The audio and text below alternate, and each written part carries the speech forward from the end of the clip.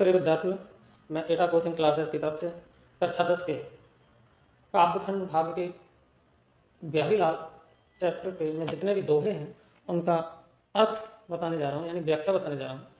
और मैं आशा करता हूँ कि मेरे बताए हुए व्याख्या को विद्यार्थी बड़े ही सरल तरीके से समझेंगे। तो देखिए, सबसे पहला दोहा देखते हैं।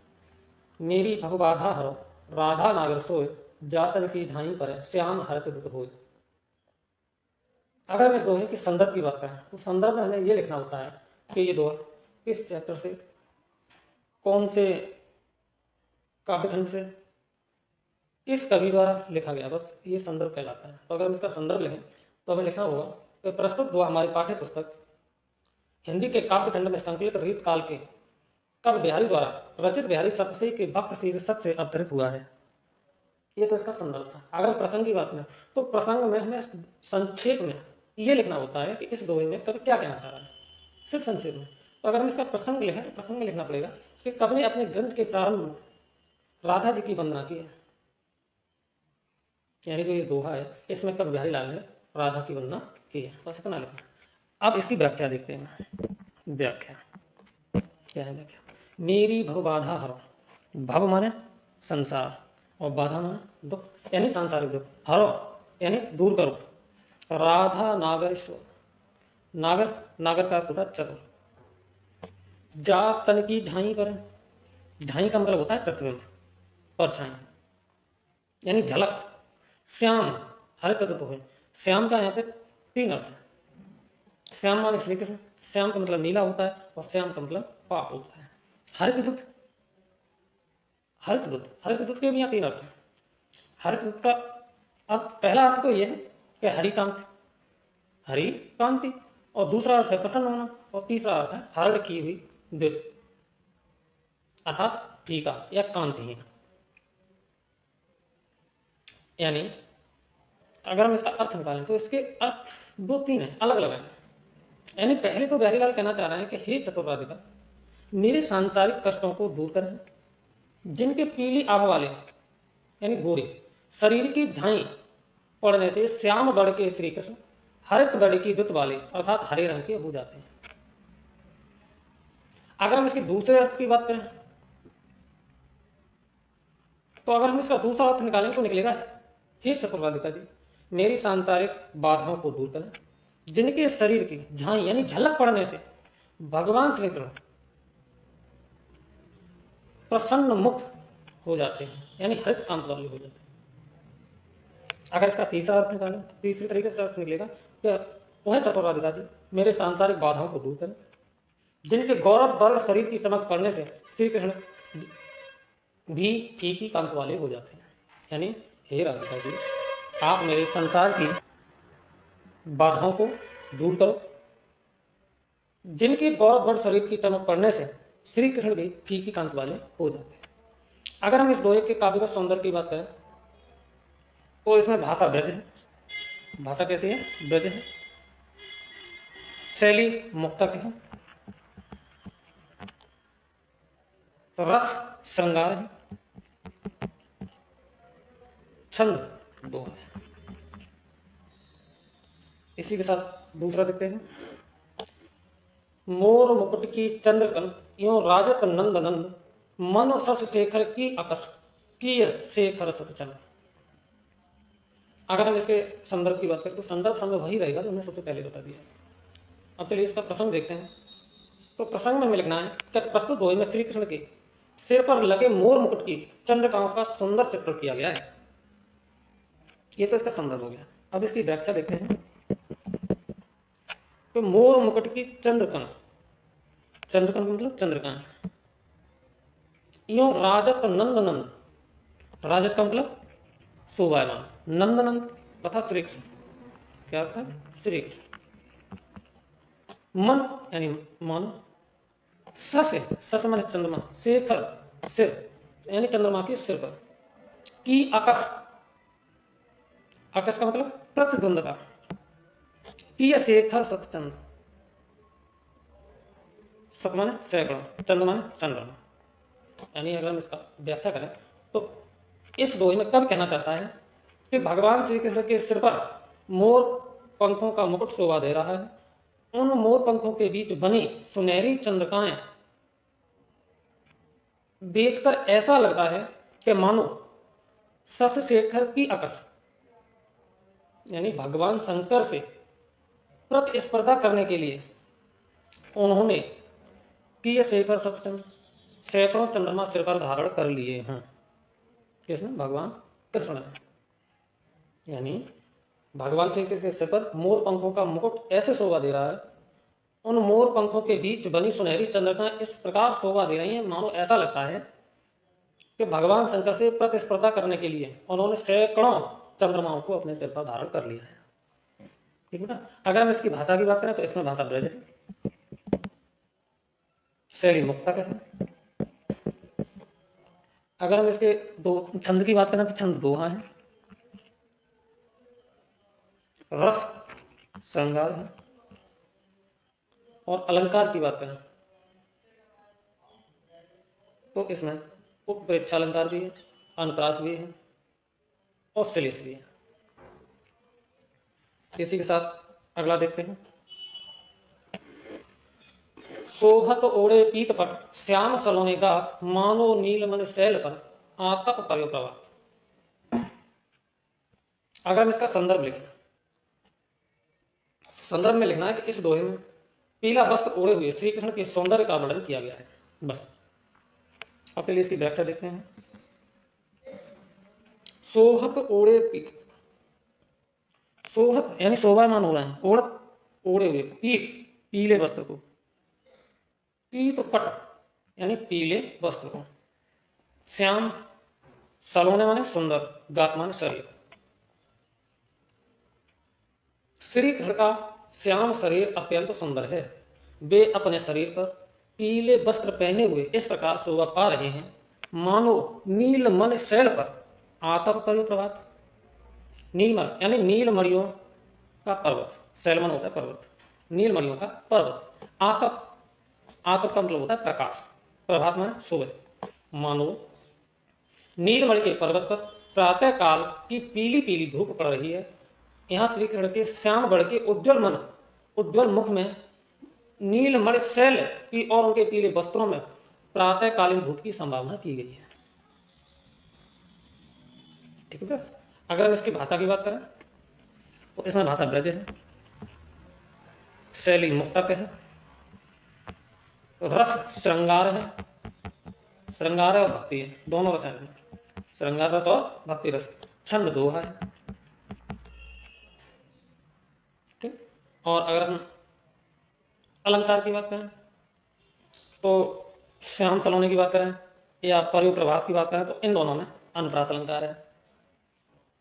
और मानो नीलमणि शैल पर, अगर इतनी लाइन देखें, और दूसरी देखें आतप पर्यो प्रभात, इन दोनों में देखें तो उत्प्रेक्षा की छटा दिखाई देती है, उत्प्रेक्षा अलंकार है। इसी के साथ अगला देखते हैं। अधर धरत हर के परत ओठ ढीठ पट जो हरत बांस की बांसुरी इंद्रधनुष संग हो।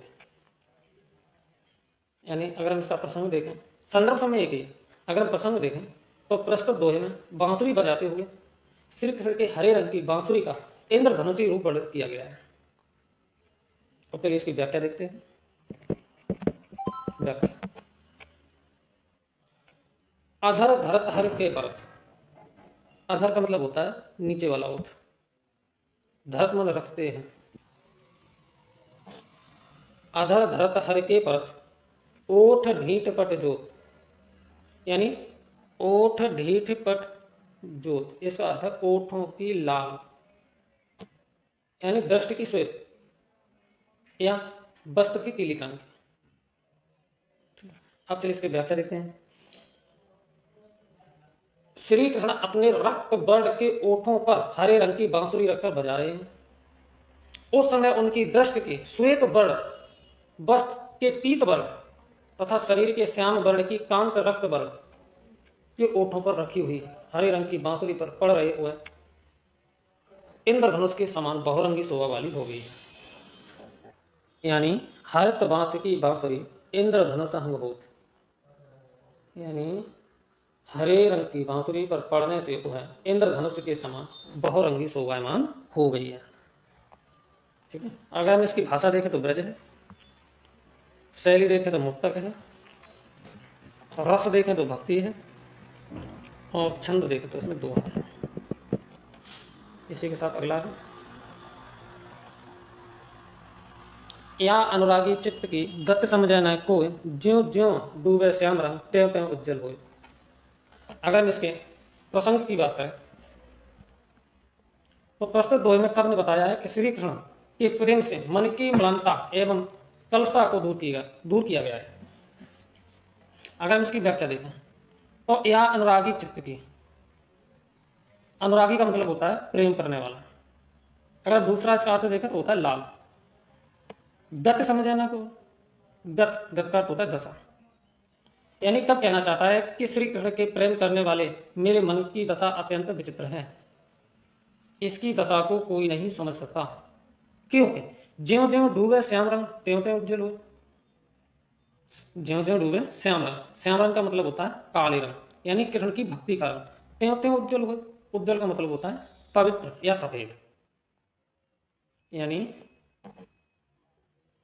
प्रत्येक वस्तु काले रंग में डूबने पर काली हो जाती है, लेकिन श्री कृष्ण के श्याम वर्ण के हैं। किंतु श्री कृष्ण के प्रेम में मग्न यह मेरा मन जैसे जैसे उनके श्याम रंग में यानी भक्ति में डूबता जाता है, वैसे ही वैसे श्वेत यानी पवित्र होता जाता है।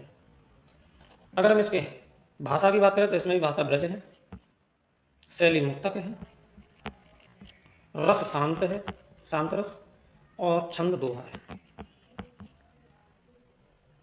अगर हम इसमें अलंकार की बात करें तो इसमें शब्द आया ज्यों ज्यों, इसमें अनुप्रास अलंकार है, त्यों त्यों इसमें भी शिलिस अलंकार है। इसी के साथ अगला देखते हैं। अगला छठा है, तो लग या मन सदन में हर आदय कहबाट, बिकट जटे जो लग निपट, घुटे न कपट कपाट। यानी अगर हम प्रसंग में लिखना चाहें तो लिखेंगे कि प्रस्तुत दोहे में कवि ने ईश्वर को हृदय में बसाने के लिए कपट का त्याग करना आवश्यक बताया है। अब चलिए इसकी व्याख्या देखते हैं। इसकी व्याख्या है,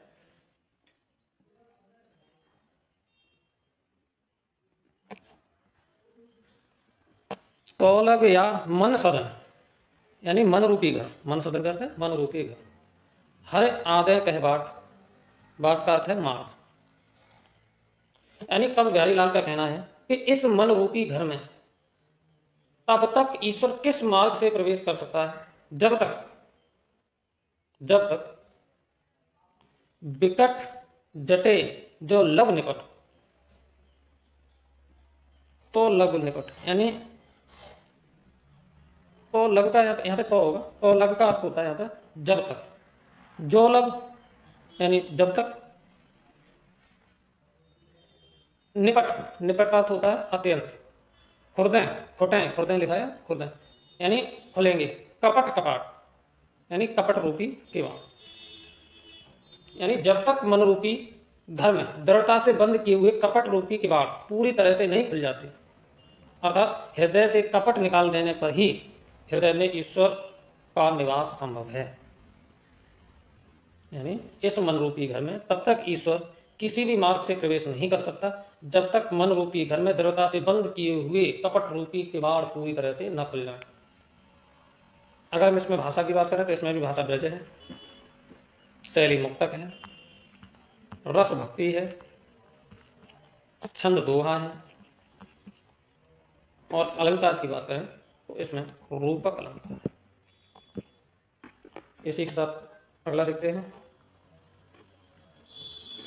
जगत जनायो जह सकल सोहर जानो ना, ज्यों अखी न सुख देखिए आंख न देखे जाए। यानी अगर हम इसका प्रसंग लिखें सातवें का तो इस दोहे में कब बिहारी ने ईश्वर भक्ति की प्रेरणा दी है, यानी ईश्वर की भक्ति करने की प्रेरणा दी है। अगर हम इसकी व्याख्या करें व्याख्या तो व्याख्या में हम लिखेंगे कि जगत यानी संसार, जनायो, जनायो के यहाँ दो अर्थ यानी ज्ञान कराया या उत्पन्न किया, जिन सकल यानी संपूर्ण, जिन्होंने संपूर्ण, जानो है, जानो है का अर्थ है नहीं जाना यानी याद नहीं किया। यानी तब बिहारी लाल कहते हैं कि जिस ईश्वर ने तुम्हें समस्त संसार का ज्ञान कराया उसी ईश्वर को तुम नहीं जान पाए। ज्यों यानी जैसे, आंखें न सुख सब देखिए, आंख न देखी जाए, यानी आंखों से सब कुछ देखा जा सकता है परंतु स्वयं की आंखें अपने आप को कभी नहीं देख सकते।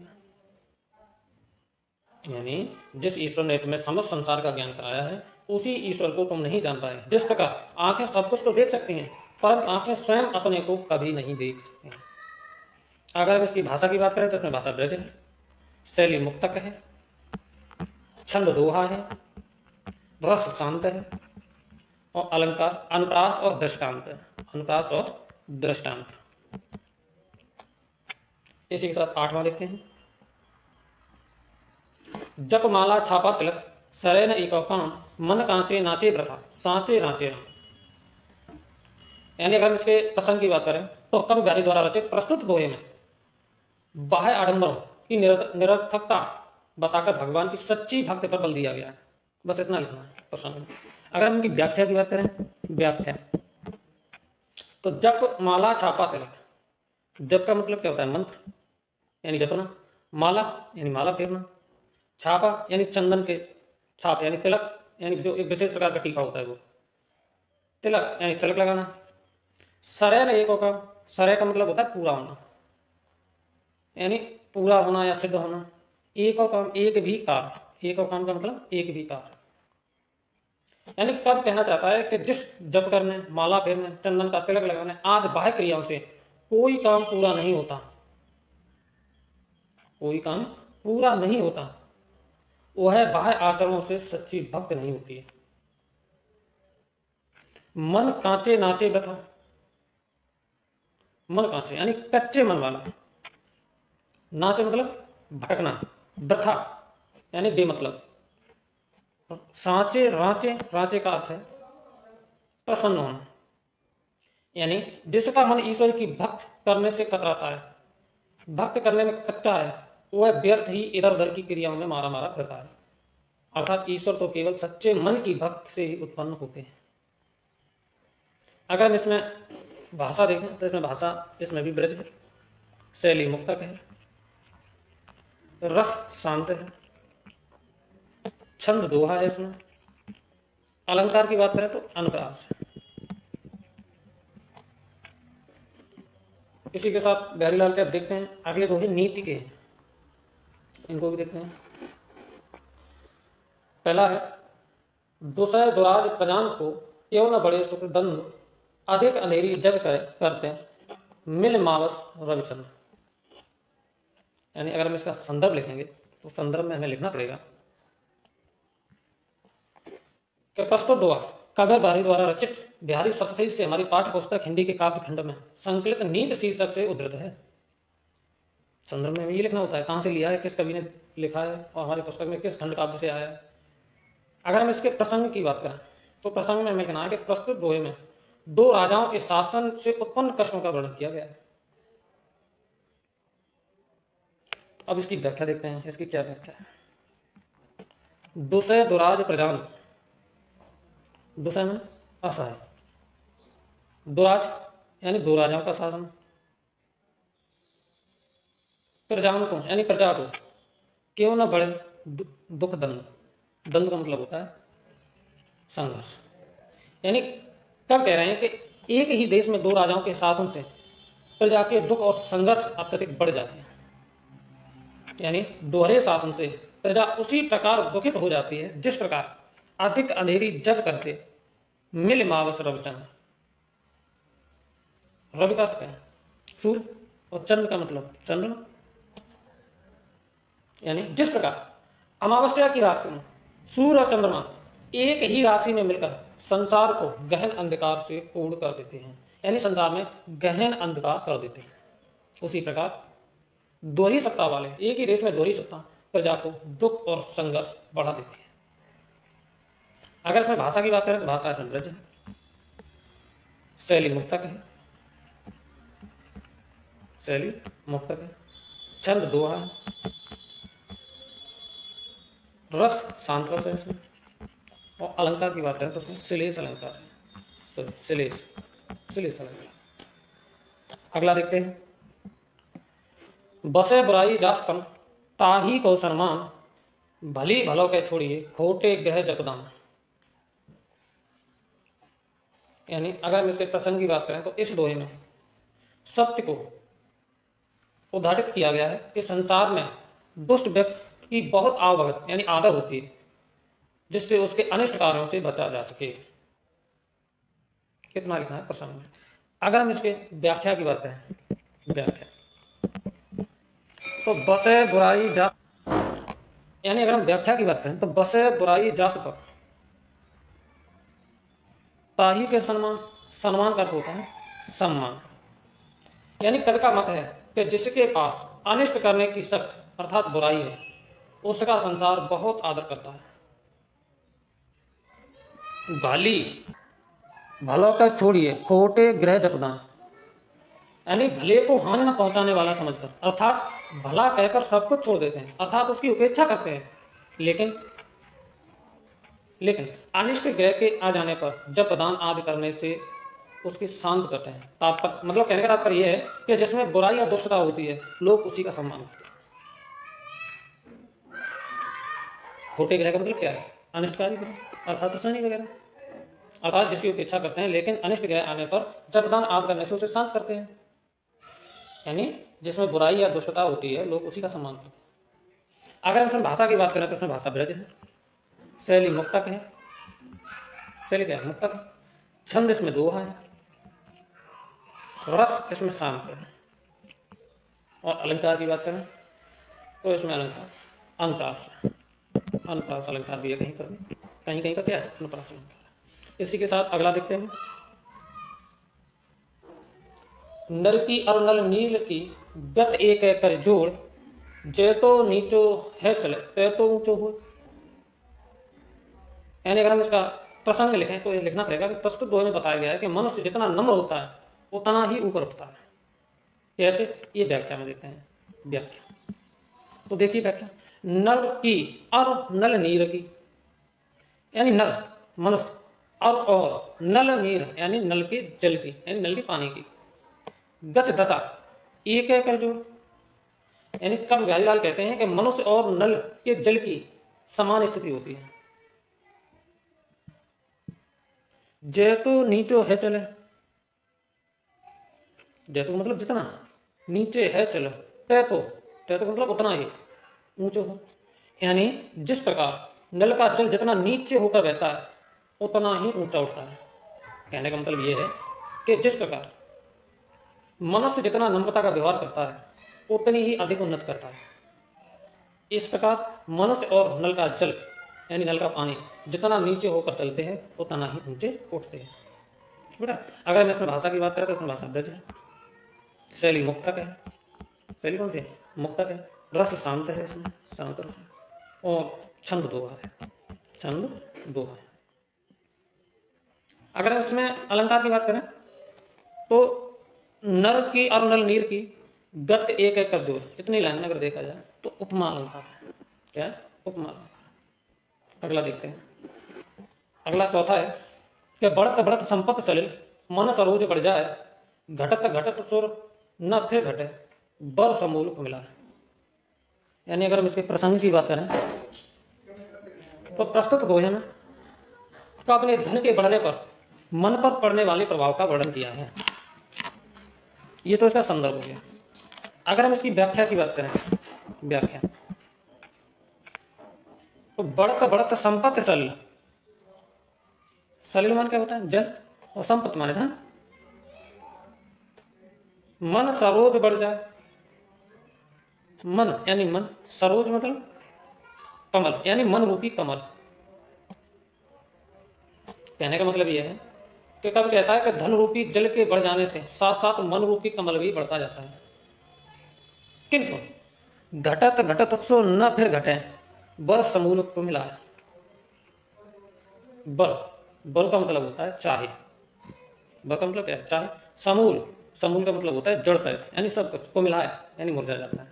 कहने का मतलब यह है कि धन रूपी जल के घटने के साथ साथ मन रूपी कमल नहीं घटता। कहने का मतलब यह है कि समूल नष्ट हो जाता है, अर्थात धन के बढ़ जाने पर मन की इच्छाएं भी बढ़ जाती हैं, परंतु धन के घट जाने पर मन की इच्छा नहीं घटती। लेकिन मतलब कहने का यह है कि अंततः परिणाम यह होता है कि मनुष्य यह नहीं समझ पाता और दुख से मरे हुए के समान हो जाता है। मतलब इसमें जो कवि बिहारीलाल है ये कहना चाहते हैं कि धन के बढ़ जाने पर मन की इच्छा भी बढ़ जाती है, परंतु धन के घट जाने पर मन की इच्छाएं कभी नहीं घटती, कभी नहीं बढ़ती। इच्छाएं बढ़ तो जाती हैं लेकिन घटती कभी नहीं। इसका अंत ये होता है कि मनुष्य यह नहीं समझ पाता कि इसका परिणाम क्या होगा और दुख से मरे हुए के समान हो जाता है। अगर इसमें भाषा देखें तो ब्रज है, शैली मुक्तक है, छंद दोहा है, रस शांत है यानी शांत रस। इसी के साथ अगला देखते हैं। अगला है हमारा जो चाहत चटकन घटे मैलो होय न मित्र रज राजस न शोभायत नेह चिकन चित्त। यानी अगर हम इसके प्रसंग की बात करें तो इस दोहे में कवि ने मित्रता के मध्य धन और वैभव को न आने देने का परामर्श दिया। कैसे, चलिए व्याख्या देखते हैं इसकी। जो चाहत चटकन घटे मैलो होय न मित्र, यानी चटकन, चटकन का मतलब होता है प्रतिष्ठा यानी चमक। मैलो, मैलो का मतलब होता है दोष से युक्त। होय न मित्र, मित्र का अर्थ होता है मित्र। क्या होता है? मित्र।